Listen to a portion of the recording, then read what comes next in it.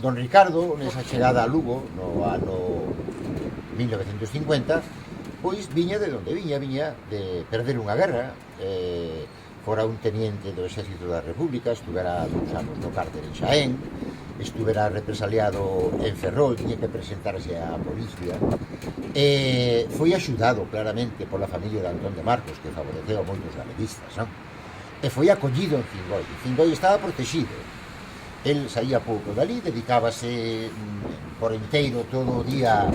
ao ensino, porque era director do colexio e organizador, e ao mesmo tempo, o tempo libre que iba ficando, pois iba escrevendo, primeiro que palestras que foi dando por todo o país, despois participou xa tamén no ano de Rosalía, a partir do ano 63, despois foi académico, e despois empezou a investigar e a traballar e a facer unha obra importantísima que só se pode facer desde o recollimento de un convento.